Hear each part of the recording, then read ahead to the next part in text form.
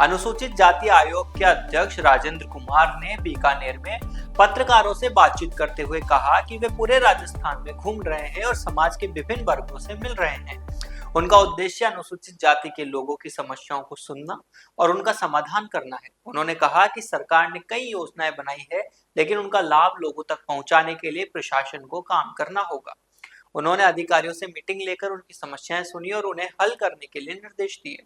राजेंद्र कुमार ने कहा कि वे बस्तियों में जा रहे हैं और लोगों की समस्याएं सुन रहे हैं। उन्होंने कहा कि वे किसी भी समस्या का समाधान करने के लिए तैयार हैं और इसके लिए वे पूरे राजस्थान में घूम रहे हैं। उन्होंने कहा कि उनका उद्देश्य विकसित भारत का सपना पूरा करना है और इसके लिए वे अपना पूरा सहयोग देंगे। उन्होंने ये भी कहा कि वे भगवान से प्रार्थना करते हैं कि उन्हें मातृभूमि की सेवा करने की शक्ति मिले। सर बीकानेर आए हैं, क्या कहना चाहिए? देखिए, आपको पता है कि मैं अध्यक्ष हूँ राजस्थान राज्य अनुसूचित जाति वित्त और विकास आयोग। तो पूरे राजस्थान में हमारे ऑफिसेज हैं और 1 करोड़ 10 लाख ऐसे के लोगों की दुख दर्द में खड़ा रहने की, उनका विकास करने के लिए, उनका उत्थान करने के लिए और जो कुछ हमारे पास में रिसोर्सेज हैं, फंड्स हैं, तो उनको लोन देना, इन सब के लिए तो मैंने अपने अधिकारियों को बुला रखा है। अनुजा निगम के हैं, कौशल राजीविका के हैं और उद्योग विभाग के डिस्ट्रिक्ट इंडस्ट्री ऑफिसर हैं।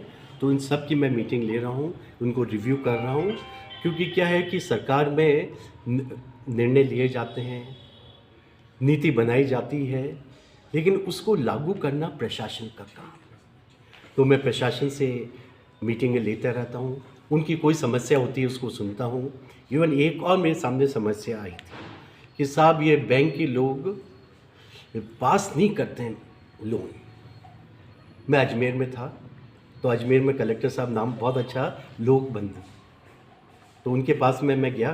पहले तो अपने अधिकारियों से मिल लिया मैं, और उसके बाद में उनका कैसे चाय, मैं कि हाँ मैं चाय पीने नहीं आया, सिर्फ 5 मिनट में अपनी बात कहकर मैं निकलूँगा। तो उनको मैंने कहा कि ये लोन के लिए अप्लाई करते हैं और बैंक उसको पास नहीं करता है। फिर मैंने उनको कहा कि जैसे एक है योजना डॉक्टर अंबेडकर अनुसूचित जाति दलित और जनजाति उद्यम प्रोत्साहन योजना, उसके तहत क्या है कि 25 पैसे तो सरकार उसको लोन देती है, सब्सिडी दे रही है और गारंटी दे रही है। तो मैं क्या बैंक को क्या दिक्कत है?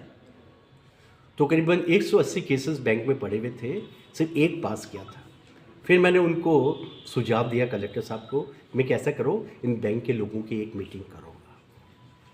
कलेक्टर साहब का कि 5 ये अगले वीक, मैं कि अगले वीक नहीं, उनको 10 दिन का टाइम दीजिए और उससे उनसे पूछिए कि इस केस में आपने क्यों नहीं पास किया है। तो जब इस प्रकार से मैसेज जाता है नीचे तक तो काम हो जाते हैं। तो मुझे पूरा विश्वास है इस ढंग से काम, तो जो जहाँ परेशानी आती है, क्योंकि किसी भी समस्या का समाधान जरूर होता है। If there is a will there is a way. अगर आप समाधान चाहते हैं तो समाधान निकल आता है। तो इसी ढंग से मैं पूरे राजस्थान में घूम रहा हूँ, हर समाज में घूम रहा हूँ, बस्तियों में जा रहा हूँ। मेरी मीटिंग होती है तो ऑफिस में, उसके अलावा मैं क्या ऑफिस में नहीं, यहाँ तो मिल लिए आप, मैं बस्तियों में जाऊँ।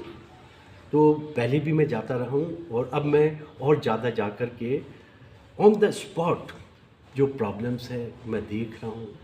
ऐसे ऐसे रिमोट एरिया में मैं गया हूँ कि सच पूछो तो आंसू आ जाते हैं, इतने दयनीय स्थिति।